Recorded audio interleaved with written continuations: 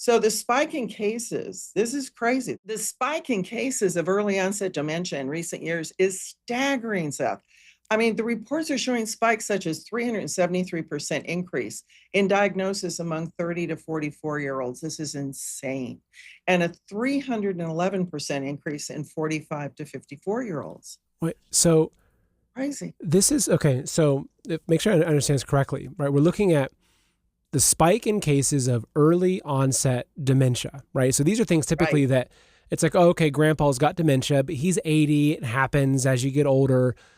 Right. You're used to it. But if you're saying that this was wild, is that there's a 373% increase in diagnoses of early onset dementia in 30 to 44-year-olds, and then a 311% increase in 45 to 54. So there's two things. One is that it's wild that there's a greater increase in 30 to 44, right? Mm-hmm. That's kind of like, okay, how do we make sense of that? But even looking at the increase of this, like there's something seriously wrong if, say you're 35, like I turned 40 this year. Like imagine me as I've got two young children, I'm running a business, happily married. Imagine if all of a sudden I'm like, oh my gosh, why am I forgetting things? What's going on here? And I realize that I've got early onset dementia at 40 years old. Like this is insane. Yeah, but if you think about it, look at what you've been exposed to in those age groups. You've been exposed to far more pesticides, herbicides. You've been exposed to plastics. You've been exposed to chemtrails. You've been exposed to so many more chemicals, and the food supply has nothing in it hardly at all. So of course people are going to develop these kind of things when you don't have the nutrients available in your foodstuffs, when you're being bombarded with all kinds of chemicals from the air, the water, the soil. So it makes sense if you look at it from the bigger picture. And of course, when I was younger, I'm 71 now. So I grew up, my grandmother grew her own food. We made our own compost out of chicken manure. And, you had actual nutrients in the soil in the food you were eating. So if you look at it from the big view, you can understand that. But it is so evil what is going on. And, Seth, too, mental health issues have also shown a significant, consistent increase over the past 2 to 3 decades, with a sharp acceleration around 2009 and between 2009 and 2015. And what's interesting is at the same time, overall global pesticide consumption rose by approximately 58% over the 2 decades leading up to 2015, with a consistent upward trend in that same time range. So let's keep in mind, too, that all this is pre-COVID. More poisons being dumped into us. This is pre-vaccine, which isn't to say that the vaccine hasn't played a role in our declining health. It most certainly has. But the ultimate point is that there isn't really any one thing. It's all of these things that are being used by those who are evil and really in control to gain more and more power for their agenda. And we've all got to raise awareness. It's a huge part of this battle.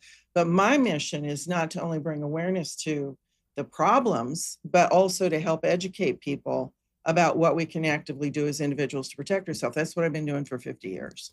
You're right in saying it's not just depopulation, right? And this is because when you start to looking into these globalist agendas, you understand they still need us. We're still an energy source for them. We're a labor source, which is being replaced by robotics and everything. But there's something I think that's spiritual about their need to harvest our energy, right? If we look at this from that kind of higher level, good versus evil perspective. And so when they put us in fear, they get that energy. Right? Exactly. Yeah, exactly. The loosh. Exactly. And so it's one thing. Okay. So you can say, so they can't just, the goal is not just to wipe us all out, and they reign, Earth, kind of unquestionable and with no resistance. But it's like if they can keep us here, keep a large chunk of us here, but they still need to be able to then control us and make us compliant. And then we start looking at things like fluoride in the water, the food. What you're saying, these this data that's showing what's happening to people's brains. And I think it's also, as you mentioned, it's not just any one thing, because I'm sure social media is also part of it too. As people get more and more just addicted to these screens, into those algorithms, but even AI. I've seen a lot of studies showing that, AI users, people that are constantly just using their AI to basically think for them, that's another thing that has a rapid decrease in their cognitive abilities, because it's like, what happens? So you have the strong farmer. It used to be, say, 100 years ago, farmers were typically strong and they were fit and they were, kind of loading hay bales and doing all this work. But now a lot of the farmers I grew up around, they were these big fat farmers that just drove combines, and they had the young ones do the manual labor, but they can go harvest an entire 80-acre, field in an air-conditioned thing with a YouTube video playing. And now it's even, these things are remotely operated. So they just hook it up, and it's drone-based or it's AI-based. They have these satellite-mapped kind of paths for harvesting. And the same thing, though, happens with our minds, is that when we outsource our thinking, it's almost like you outsource your activities that make you build muscle. So if you stop using your muscle, it atrophies. So I think it's like, there's like all these vectors all at once. But what you see is that they all end on one central point, which is making human beings more compliant and less independent in our thinking, more likely to go along with whatever programming they have. And you can see it plain as day. It's called going down the rabbit hole, like in Alice in Wonderland. So you have to, you have to start protecting yourself and making wise choices to not use those things, not go soft, not, you've got to use all those things, and you've got to be very careful and selective about what you're putting in your mind, your spirit, and what you're eating.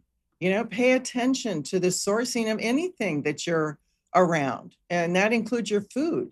And try and eat organic whenever possible. Avoid the GMOs, of course. Prevention is always a first step, but it's far from enough. It's a wild, crazy world out there, and you have to make wise choices.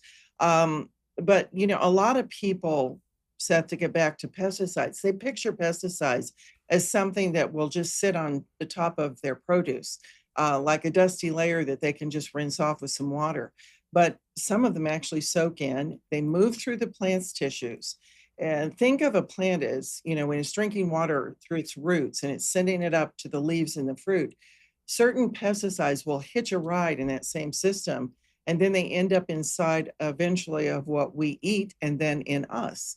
And others will stay more on the surface. It'll cling to the skins and the leaves after they spray. But, some of it drifts into nearby fields or washes into irrigation water and shows up where you wouldn't expect it, like when they plant GMO corn and then, it flies off down the road to organic farms of corn, and then they come down there and, they have to pay for growing their GMO corn when they didn't plant it. It was all organic. Crazy world. But these pesticides are also leaching their way into our soil on a global scale. So even if we try and follow strict organic diets, we're not going to be able to avoid the rapidly accelerating eventual exposure. So, some of these pesticides, they have been proven time and time again to be far more toxic than glyphosate, and perhaps the most damaging and widely used one is called chlorpyrifos. And it causes damage to our DNA. It causes damage to our cardiovascular and respiratory systems, an unequaled level of damage to our cognition and brain health, which we've just been talking about. So when it comes to your brain, realize that the first line of defense, if you want to protect your brain, is your gut. Ladies and gentlemen, our world is being poisoned. Every day we're exposed to more chemicals sprayed into our skies, leaching into our food, and polluting our air and water. From pesticides and heavy metals to hormone disruptors and synthetic additives, these toxins are bombarding our bodies and silently destroying our health. But there's something you can do to fight back, and it starts in your gut. Kimchi 1 from Bright Core Nutrition contains over 900 strains of beneficial probiotics that will help flush toxins, restore gut balance, and support your immune system. Because when your gut is strong, your body can resist. You'll feel the difference. Better digestion, more energy, clearer thinking, stronger immunity, and even improvements in your skin, hair, and metabolism. And this isn't just hype. Studies show that fermented foods like kimchi can reduce the risk of obesity, improve blood sugar, and support whole body wellness.